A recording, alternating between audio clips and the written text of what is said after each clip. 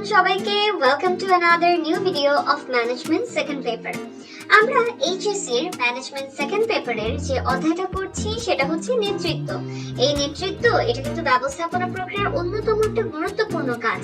এখন কথা হচ্ছে নেতৃত্ব কাকে বলে, নেতৃত্ব কেন গুরুত্বপূর্ণ, এই সম্পর্কে আমরা প্রিভিয়াস ভিডিওতে আলোচনা করেছি।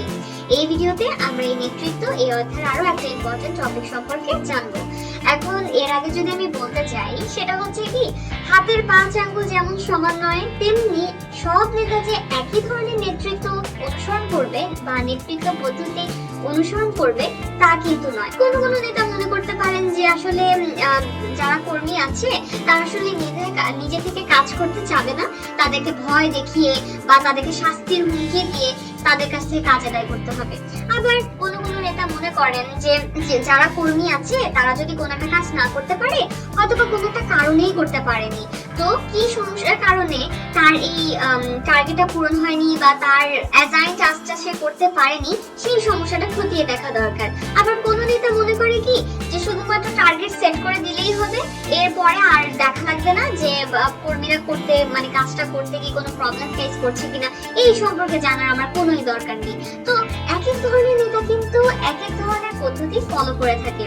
তো নেতৃত্বকে আমরা কয় ভাগে ভাগ করতে পারি, তো এই ভিডিওতে এই সম্পর্কিত আলোচনাই হবে। তো আমরা স্পেসিফিক্যালি যদি বলি যে নেতৃত্বের প্রকারভেদ সম্পর্কে জানবো, তো এখানে নেতৃত্বের প্রকারভেদ 1, এই কথাটার অর্থ হচ্ছে, অর্থাৎ এই নেতৃত্বের প্রকারভেদ, নেতৃত্বকে যে বিভিন্ন দিক বিবেচনায় বিভিন্ন ভাগে ভাগ করা যায়, তো এই নেতৃত্বকে কোন কোন দিক বিবেচনায় ভাগ করা যায় এই বিষয়টাকে আমি টোটাল 2টা ভিডিওতে ভাগ করেছি।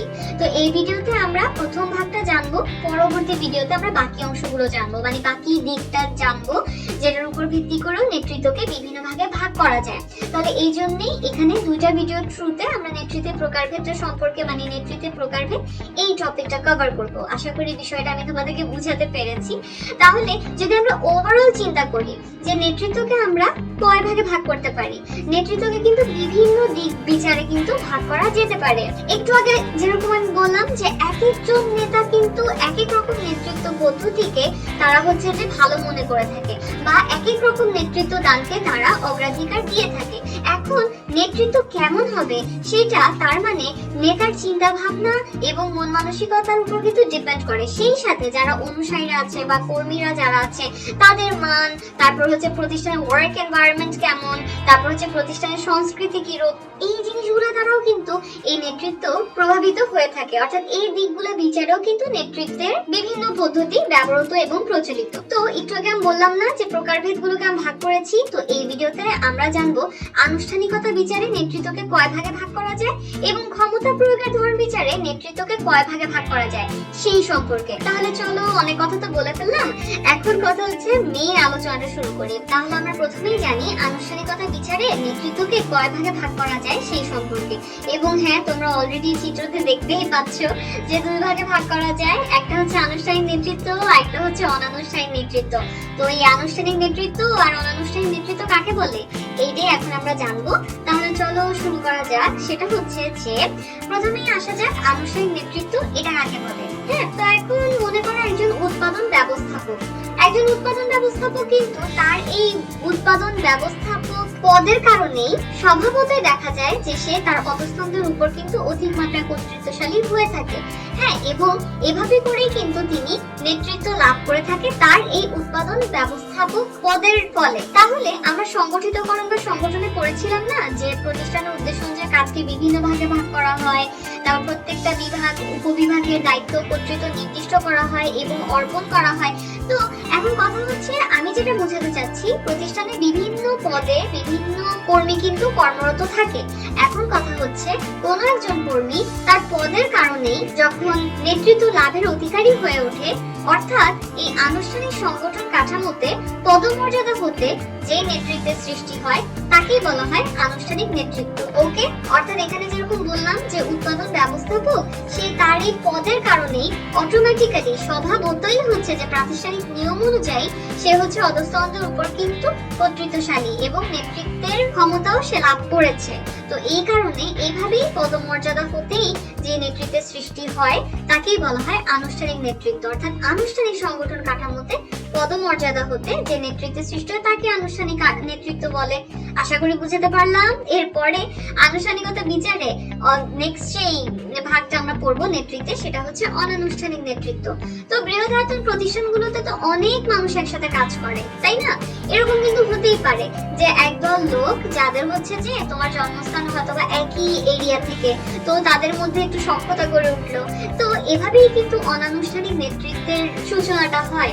অর্থাৎ বৃহদাকার প্রতিষ্ঠানে ব্যাপক জনগোষ্ঠী একসঙ্গে কাজ করতে গিয়ে এদের মধ্যকার গোষ্ঠী, সম্প্রদায়, জন্মস্থান, রাজনৈতিক মতাদর্শ, ব্যক্তিগত ইচ্ছা অনিচ্ছা, এই যে এগুলোর পার্থক্যের কারণে দেখা যায় যে তাদের মধ্যে এই যে একটা সখ্যতা গড়ে উঠছে বা একটা দল সৃষ্টি হচ্ছে। তো এর মাধ্যমে দেখা যায় যে অনানুষ্ঠানিক নেতৃত্বের সৃষ্টি হয়ে থাকে। এখানে কিন্তু পদমর্যাদা থেকে সৃষ্টি হয়নি। তো মেইন কনসেপ্ট গুলো বা থিম গুলো যদি আমরা জেনে নেই প্রত্যেকটা প্রকারের, তাহলে কিন্তু ইজিলি আমরা ডিফারেন্সিয়েট বা পার্থক্য করতে পারি যে আনুষ্ঠানিক নেতৃত্ব আর অনানুষ্ঠানিক নেতৃত্ব এদের পার্থক্যটা কোথায়, বেসিক্যালি এটা কিন্তু বুঝে উঠতে পারি। এখন কথা হচ্ছে এই ধরনের নেতৃত্বের ক্ষেত্রে আনুষ্ঠানিক কোনো কর্তৃত্ব বা ক্ষমতা না থাকলেও দেখা যায় যে দলভুক্ত বা ওই টিমের মেম্বার যেসব সদস্যরা আছে আর কি, তাদের উপর কিন্তু যিনি নেতা থাকেন বা নেতৃত্ব লাভ করেন তার কিন্তু যথেষ্ট প্রভাব থাকে। যেমন এরকম হতেই পারে প্রতিষ্ঠানে যারা শ্রমিক আছে তাদের মধ্যে যদি এমন কোনো ব্যক্তি থাকে যিনি হচ্ছে বয়োজ্যেষ্ঠ তুলনামূলকভাবে বাকিদের তুলনায় আর কি, এবং সেই সাথে তিনি সৎ, সেই সাথে তার বুদ্ধি বা ব্যক্তিত্ব হচ্ছে যে প্রশংসার দাবিদার। তো এই ধরনের সিচুয়েশন যদি হয়ে থাকে তখন দেখা যায় কি সবাই তাকে সম্মান করছে, সবাই তার থেকে ওপিনিয়ন চাচ্ছে কাজের ব্যাপারে। তাহলে এভাবে কিন্তু দেখা যাচ্ছে যে যার ওপিনিয়ন চাচ্ছে, যিনি নেতৃত্ব লাভ করলেন, তিনি কিন্তু একই পদে কাজ করছে। যাদেরকে ওপিনিয়ন দিচ্ছেন, যাদেরকে মতামত দিচ্ছেন, তাদের সাথে সেও একই পদে কাজ করছে, বাট স্টিল সে কিন্তু ওই দলের বাকি মানুষদের উপর কিন্তু প্রভাব বিস্তার করছেন এবং এভাবেই কিন্তু তিনি নেতৃত্বের মর্যাদা লাভ করছেন। তাহলে এভাবেই অনানুষ্ঠানিক নেতৃত্বটার সৃষ্টি হয়। তাহলে বুঝে গেল যে আনুষ্ঠানিকতা বিচারে নেতৃত্বকে কয় ভাগে ভাগ করা যায়। তারপরে আমরা এখন জানবো যে ক্ষমতা প্রয়োগের ধরন বিচারে নেতৃত্বকে কয় ভাগে ভাগ করা যায়। তো এখানে দেখাই যাচ্ছে 4 ভাগে ভাগ করা যায়। প্রথমটা হচ্ছে স্বৈরতান্ত্রিক বা প্রভুত্বমূলক নেতৃত্ব।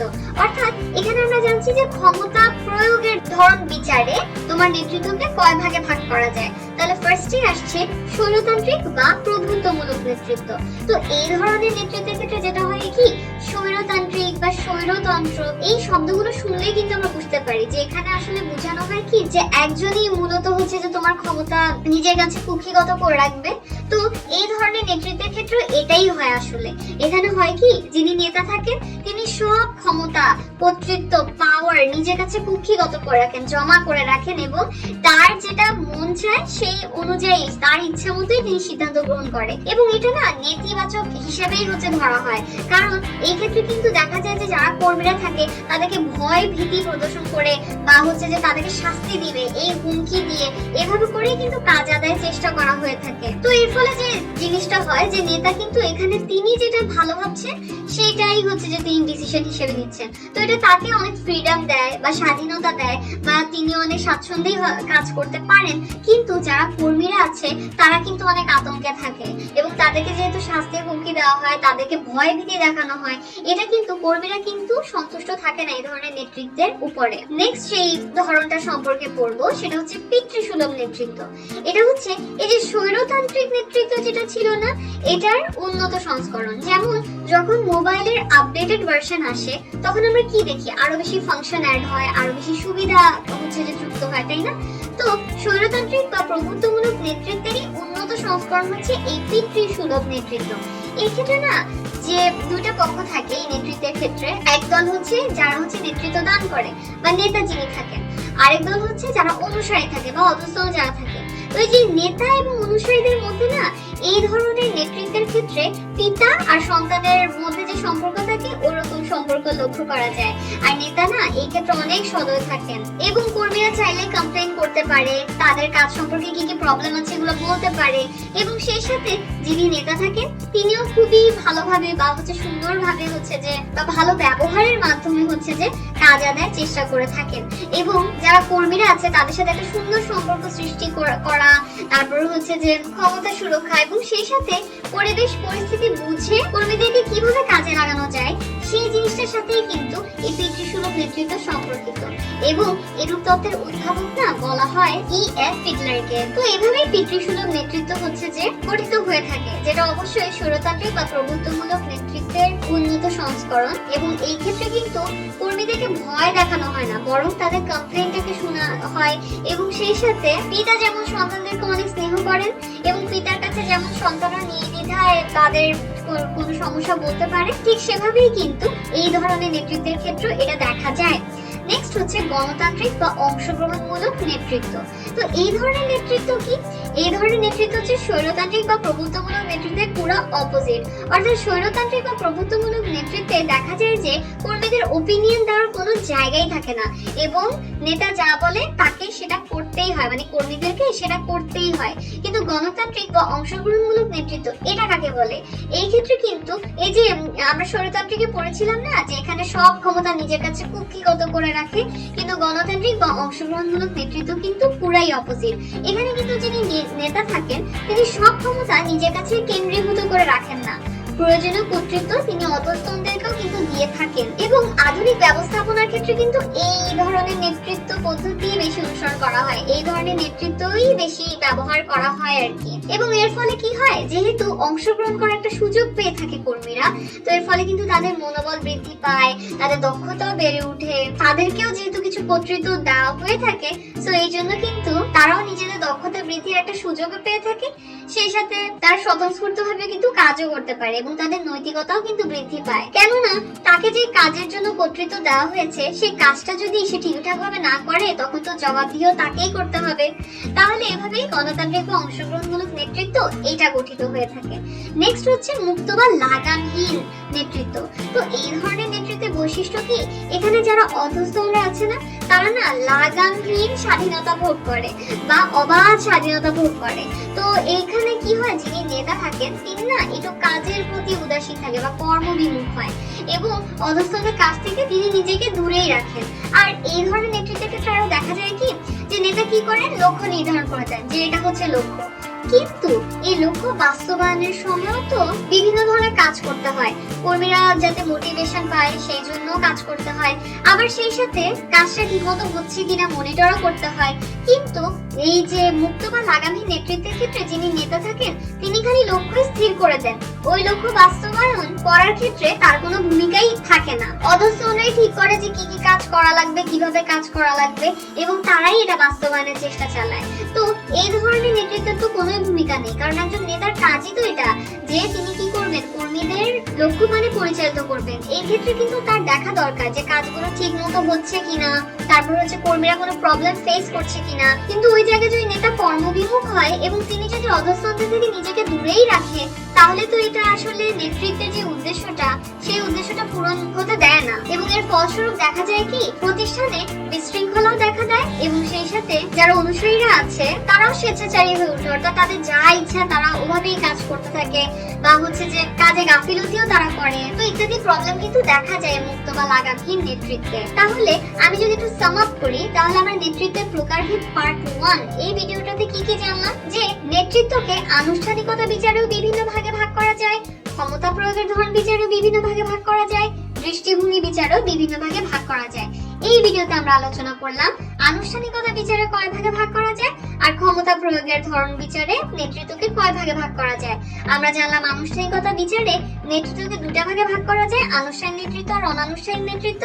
আর ক্ষমতা প্রয়োগের ধরন বিচারে 4টা ভাগে ভাগ করা যায়, স্বৈরতান্ত্রিক বা প্রভুত্বমূলক নেতৃত্ব, পিতৃসুলভ নেতৃত্ব, গণতান্ত্রিক নেতৃত্ব আর লাগামহীন নেতৃত্ব, এই 4 ভাগে ভাগ করা যায়। আর নেক্সট ভিডিওতে আমরা জানবো দৃষ্টিভঙ্গির বিচারে নেতৃত্বকে কয় ভাগে ভাগ করা যায় এবং সেই সাথে নেতৃত্ব এই অধ্যায়ের আরো কিছু টপিক। তাহলে আশা করি এই ভিডিওতে আমরা যে বিষয়গুলো নিয়ে আলোচনা করেছি সেই সম্পর্কে তোমাদের একটা ক্লিয়ার ধারণা হয়েছে। ধন্যবাদ সবাইকে।